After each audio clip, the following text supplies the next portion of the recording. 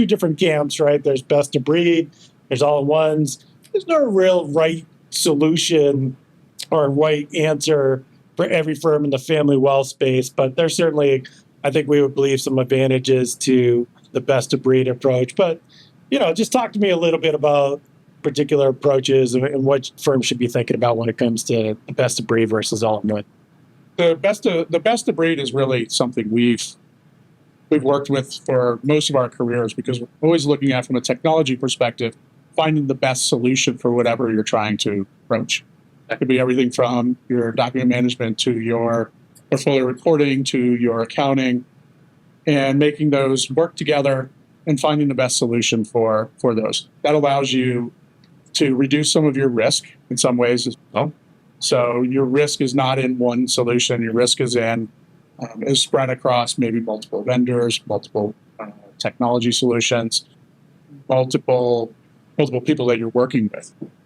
There's definitely some advantages to the all-in-one, and have to look at, is that going to fit within your ecosystem, within your firm's abilities. There are times when you do need something that maybe encompasses multiple products, and maybe that might be the all-in-one, or it might just be the best of breed, might be something that has a couple of different functionality. If there's some things that maybe aren't high on your priority list, happens to come with it, you can see if it works for now, and maybe later you can even maybe replace some of those pieces as well. But still looking for what is the best solution for you at the time, and the best solution for your firm, and really looking at what is our end goal. Where's our end goal? Where do we want to be? What do we need to come out of this at the end, as opposed to what do we need right now? A lot of times I think decisions are made. There's a vendor that's pulling out of the market, or you have a vendor that's out of date, and you're making decisions right at that moment of, how do I replace this, and how do I get this done this year or this budget, as opposed to what's our long-term solution and how do we fit these in.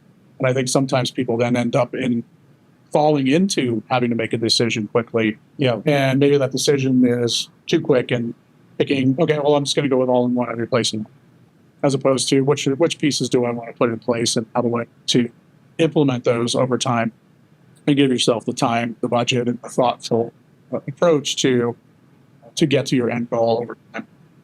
Yeah, I'm going to talk about the all-in-one. I don't want to knock it, because for some firms, it is the right solution. I want to be clear with that. There is, you said it, it's not one size fits all for all firms.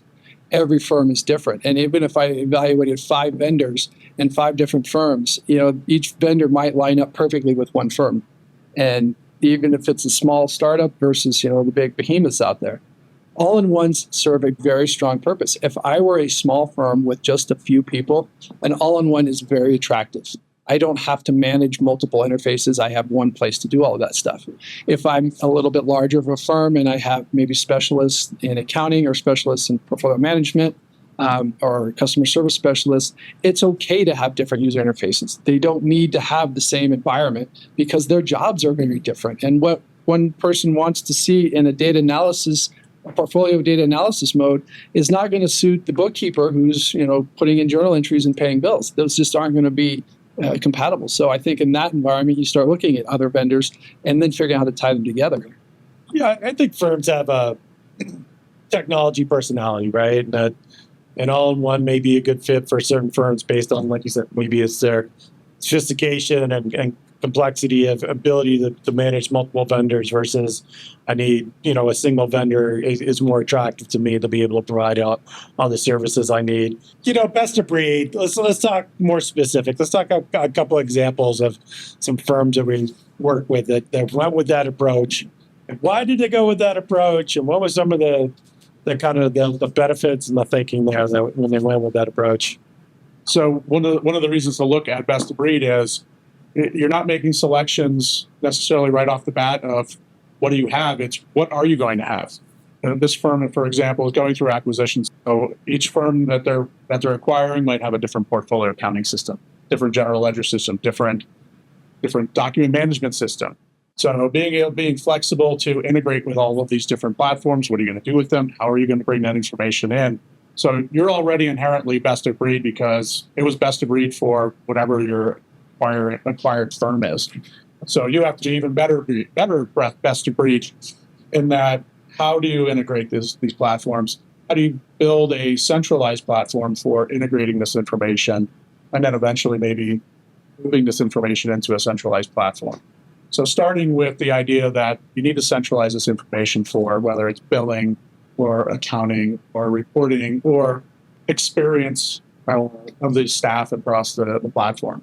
How do you build a centralized platform, a centralized location to start to bring this information together? And that's inherently going to be best of breed. The best of breed might start with a data hub or a data information or a data mart to bring this information together. And that's really one of the things that we did with this one client that's going through tremendous growth. It's how do we centralize some of the basic information first and then start to build reporting, build centralized platforms on top of that. Yeah, I mean, this is a good example of we're partnering with every firm out there. You know, we've got implementations of just about every portfolio accounting platform, multiple CRM systems, making decisions on what do we start with. You know, collectively with the leadership team, how do we start pulling this information? Where do we start? What's the low-hanging fruit? What's more challenging? What's got the highest priority for various reasons?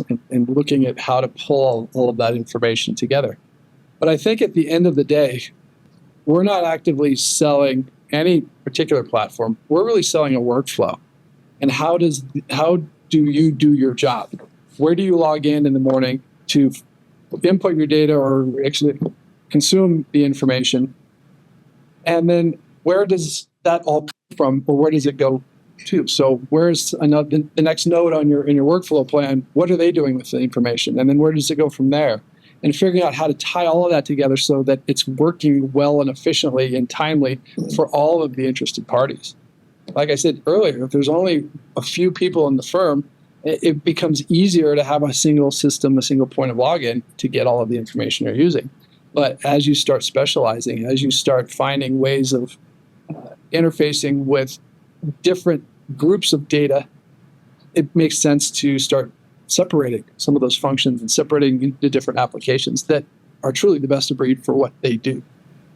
Yeah, I mean, the finance department is going to want the best accounting and bill pay solution versus the investment department would probably have a different selection if they're picking systems. I think, you know, the approach you see a lot of firms go through acquisitions, and when you acquire a firm, you're acquiring their technology, and that technology stack may be different, and that gives you the luxury of keeping that stack fairly static while you combine it into a data mart. Or, you know, over time, as we've seen particular vendors get out of the market or are decommissioning old platforms, and maybe you don't want to go with a new platform, that you have that luxury of being able to swap out those components in a little bit more regular manner versus trying to bring on a whole new firm and then trying to replace their tech stack. That's a lot of change and a lot of disruption to a book of business.